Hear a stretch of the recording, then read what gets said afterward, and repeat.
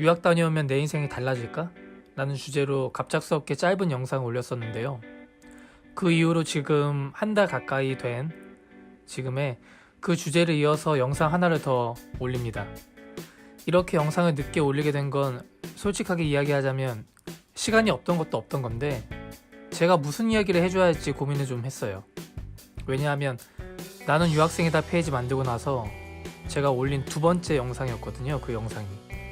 그래서 당연히 보는 사람도 적었고 유튜브에도 올리긴 했지만 조회수도 적었죠. 근데 그 영상을 보고 유튜브 메시지랑 인스타 DM 포함해서 네 분한테 연락이 왔어요. 공감한다고, 그리고 자신이 어떻게 잘 이겨나갈 수 있을지 고민이 많다고 연락이 왔죠. 제 예상 밖으로 벗어난 상황이었어요.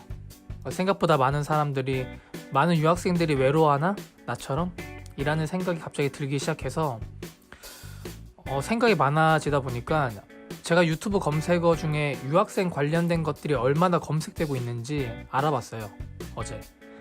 근데 가장 순위 높은 단어 중에 외로움과 우울증이 있더라고요. 사실 여기서 제일 놀랐어요. 그 정도일 거라고 생각도 못했거든요.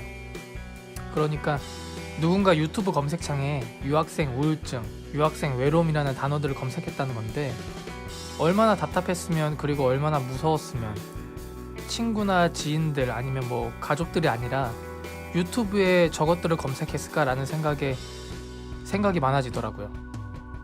그래서 제가 도움이 되고자 하는 이야기들을 조금 해보려고 해요. 누구에게는 쓸모없는 이야기가 될지도 몰라요. 그래도 제 이야기를 토대로 한번 풀어나가 볼게요. 일단 저는 4년간의 유학생활을 했습니다. 중간에 많은 일들이 있었죠. 사람이 4년 동안 사는데 그곳이 한국이던 그리고 타지던 당연히 무수히 많은 일들이 생기겠죠. 학교 문제, 건강상의 문제, 가족과의 문제, 그리고 금전적인 문제, 친구들, 그리고 이성 친구와의 문제, 수많은 일들이 생기겠죠. 하지만 가장 힘들었던 처음 1년 때쯤은 내 내면의 외로움이 가장 크더라고요. 다가오는 미래에 대한 불안감도 있었지만 무언가 채워지지 않는, 그러니까 겉으로만 웃고 있고 결국 집에 들어와 누워있는 내 모습에서는 나에게 이런 면이 있었나? 싶을 정도로 외로움이 크더라고요. 너무 피곤한 날에는 그냥 누워서 잠드는 시간이 너무 꿀맛 같았지만 그 외에는 외로움이 내 몸서리쳤습니다. 그래도 그나마 저는 금방 이겨낸 케이스라고 생각해요. 저번 편에 말했듯이 유학이라는 건 외로운 싸움이 지속되는 것이라고 생각했고, 그것들을 다른 것들로 채워놓고 즐거움으로 바꾸려면 어떻게 해야 할까 고민을 많이 했습니다. 지금처럼 밖에 나가서 친구들을 만나거나 문화생활을 즐기러 나간다거나 지인들과 맥주를 마신다거나 이런 것들 너무 좋고 빼놓을 수 없지만, 하지만 이런 것들로는 한계가 있겠구나 싶었어요. 그리고 이것들로는 내 근본적인 외로움은 채울 수 없겠구나 라고 생각했던 거죠. 결국 저는 집에 들어온 나는 어딘가 도피했다가 온 것처럼 잠시 벗어날 뿐이구나 라는 걸 내 스스로 받아들이기로 한 거예요. 내가 지금처럼 행동했을 때 4년간의 과정이 어떻게 될지 제 나름대로 며칠간 시뮬레이션을 머릿속으로 미친듯이 돌렸어요.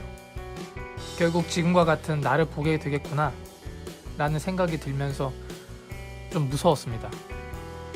그래서 여러 가지 도전이라는 걸 해보게 돼요.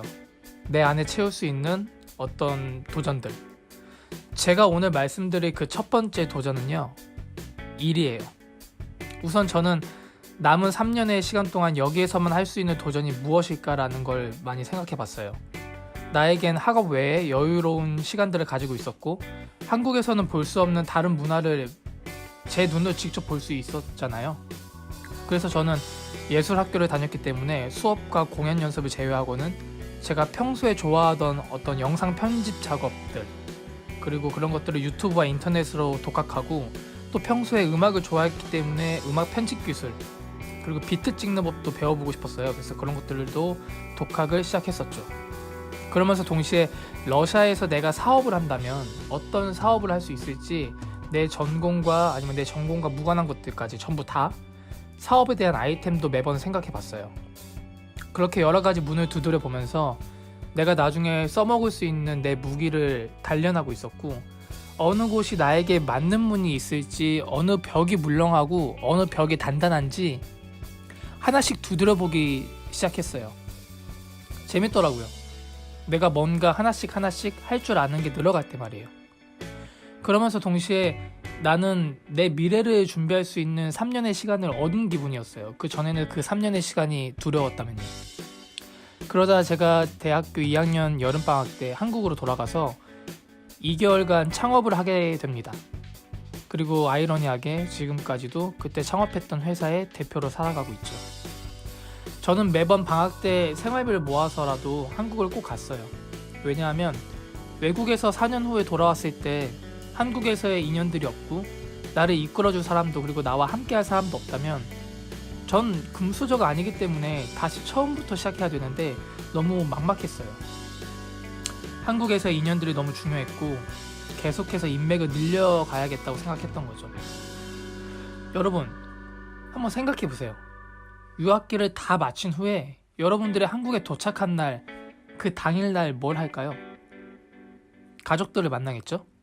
밥도 먹고 유학 이야기도 하고 내 생활 이야기들 하면서 따뜻한 하루를 보낼 거예요. 그 후에는요? 친구들을 만나겠죠? 친구들과 외국 이야기, 학업 이야기 너무 재미있을 거고, 한국에서 먹고 싶었던 맛있는 것도 마음껏 먹게 될 거예요. 그렇게 며칠이 흐를 거예요.